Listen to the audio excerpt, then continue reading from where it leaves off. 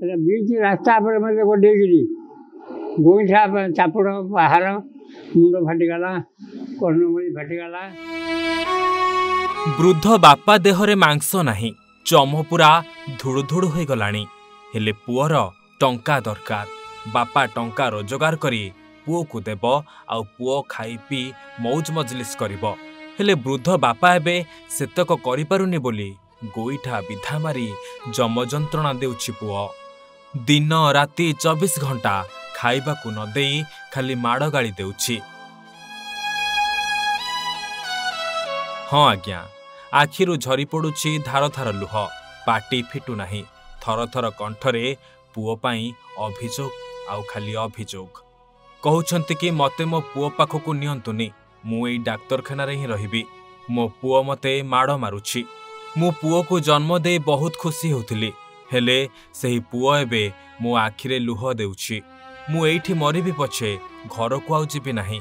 एमिति किछि अभावनीय दृश्य देखिबाकू मिलिछि भद्रक जिला सहरांचल थाना जानुगंज अंचल रे।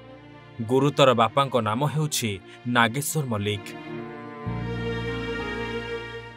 4टा 5टा बाहर करेनी ये झांझरा कांधे के कष्ट करके रोषे करके सब भरण पोषण सब कर तथापि बर्तमान 2 कोटी टंकार संपत्ति रखी बुझल। ये पर बुझरा पड़े ये सब भ्रष्टा है मत मारिक सब धंदा कर। शिव को पूजी माँ बापा पुओ को पाइथिले, भाबिथिले पुओ जन्म होइछि एबे तांकर सहारा पालटिबो, शेष समय रे मुहरे निया देबो। हेले सबु स्वप्न जेमिति अधारे रहिगला। एबे पुओ खाली देउछि जम जंत्रणा। टंका पाई पिटुछि, गोड़ हाथ चालु नथिबा बयस रे पुओ कहूछि रोजगार करी टंका दियो। आ बापा काम न करि पारिले जाउणु आसुणु पिटिबारे लागिछि। हेले केते काम करिवे वृद्ध जनक। जहा सब जमीबाड़ी तो थिला बिका बिकी करी पुओ को देई देले, बाहा करेले, पाली पोसी बड़ कले। हेले तथापि पिसाच पुओ बापर रक्त टाणुछि। तार ए गोडे बड़ी बीच रास्ता पर मतलब गोडेगिरी गोईठा चापुड़ बाहर मुंड फाटिगला कर्णमूली फाटिगला। या कुछ के भल आसली पुणी से माइला पुणी से गनी पुणी लास्ट बार ये 3 बार धर्म को साक्षी देनी मैंने आउ जन्म कर पुओ बोली मो मत आउ रखुनी रखी थी आज एत बाट जाइन था मुझे जी भांगी था ना जन्म कर कौन कर मोर तो पानी मंदे देव या कहीकि रखी लास्ट पर ये 3-4 दिन मत उठे खोपाड़ देलु।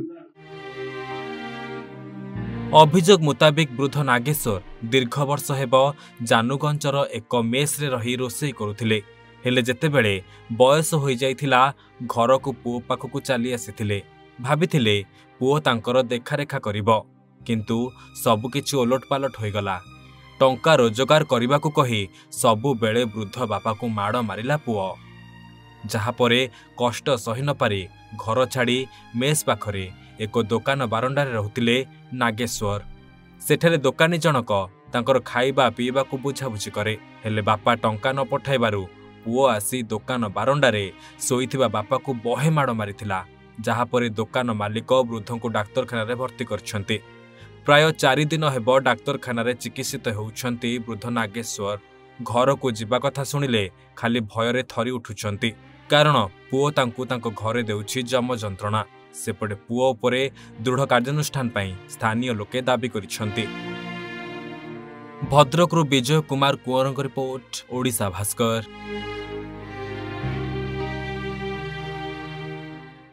हेलो 10th एग्जामिनीज आपण माने एमसी एक स्कूल खोजुचंती कि जोंठी इंटीग्रेटेड कोचिंग पाई परिबे तेबे टीएससी गुरुकुले जोग दियंतु जा एकेडमिक लर्निंग पार्टनर फिजिक्स वाला सहित अनुमोदित। कॉल 9438782020।